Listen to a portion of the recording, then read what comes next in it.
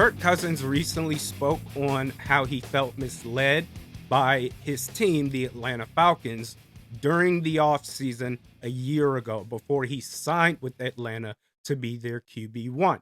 This from Kirk Cousins. That we were going to be there year to year, and that's what we didn't want. And at that point, we said, all right, we need to look elsewhere. If that's our only option, then we'll be back. And when we said, well, we looked around and we found there's an opportunity that would be a longer commitment. Would you be interested in giving us that longer commitment? They said, nope, we're good with our offer. And I said, okay, you made my decision really easy, you know. I appreciate the Vikings standing on business, that their plan the entire time last offseason a year ago was to figure out who's going to be the quarterback of the future. And although, Kirk Cousins, we respect you, we appreciate everything that you've done for us, says the Vikings leadership brass, it is time for us to move on. You're not going to get that long-term commitment. We'll do a year-by-year basis. Whereas, yeah, if our rookie quarterback isn't ready, then you can go ahead and be the starter for 2024.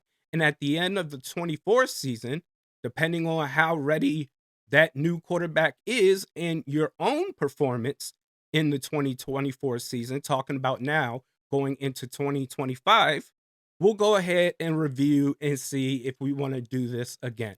But this is a temporary basis. This is a loose Band-Aid, and you need to understand that. Realistically speaking, even if you are to agree to our deal, you're looking at best, one more year as a starting quarterback for our organization. Anywhere else, have a great time.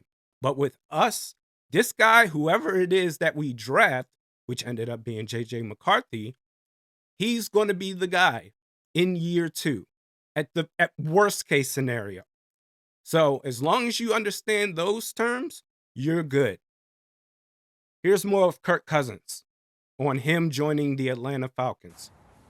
Ended up signing with Atlanta and was pretty excited about the chance to get down there and start fresh. And then, was pretty surprised when the NFL draft happened. With the 8th pick in the 2024 NFL draft, the Atlanta Falcons select Michael Penix Jr. Well, there it is. Oh, Wild. That is the first surprise of the NFL draft, to say the least. And he is going to the place that just made a very expensive investment in a veteran quarterback. Wasn't expecting us to take a quarterback so high. At the time, it felt like I had been a little bit misled, or certainly if I had the information around free agency, it certainly would have affected my decision. I had no reason to leave Minnesota with how much we loved. That was no doubt the biggest shocker across the NFL landscape in last year's draft, because if you're the Atlanta Falcons, you already invested $100+ million in your starting quarterback in Kirk Cousins, only to then draft another eventual starting quarterback in the first round, pick 8, Michael Penix Jr. What the hell are you doing? You guys are idiots. I actually feel kind of bad for Kirk Cousins. He even said himself, if I had known Atlanta was going to do that, I would have just stayed in Minnesota. There's no point in starting over somewhere else and having to learn a new system if it's going to be the same situation if I had stayed where I previously was. That's messed up, man. I feel really bad for him. And he's still on Atlanta's roster. He's going to be their backup because now there's no turning back now. You already benched Kirk Cousins midseason last year. So Michael Penix Jr. is going to be the guy. At this point, because of what we last saw of Kirk as QB1 with the Atlanta Falcons last year, at the start of last year, before getting benched, and then going into 2025, so you're going into year 2 being benched entirely for the entire season unless Penix gets hurt. Kirk Cousins might be cooked as far as his potential prospects whenever he's cut loose from that contract. I just don't. Everything is about recent memory. And the recent memory that the NFL landscape has on Kirk Cousins is that he failed miserably with a new team right off the bat. I think he had 2 good games where he threw 3 touchdowns each, but the rest was just awful.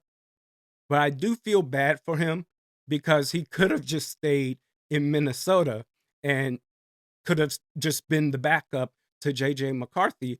But on the flip side, Kirk Cousins is all about his money. I mean, he's a master negotiator. I think his level of not greed, it's business. You want the most money that you can get, but I think because he always drives for it. I mean, he would be in the Hall of Fame of contract negotiations. Because of that, Kirk Cousins now finds himself between a rock and a hard place. And you want to know the irony about this? Kirk, he's all about his money. It's business.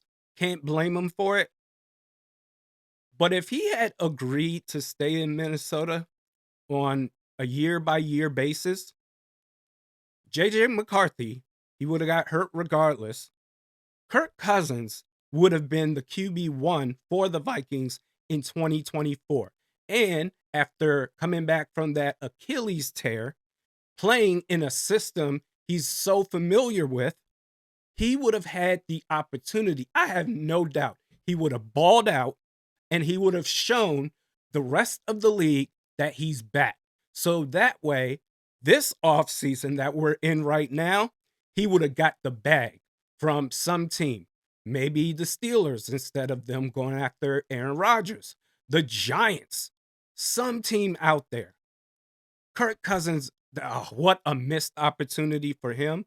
But I do feel bad for him in the long run.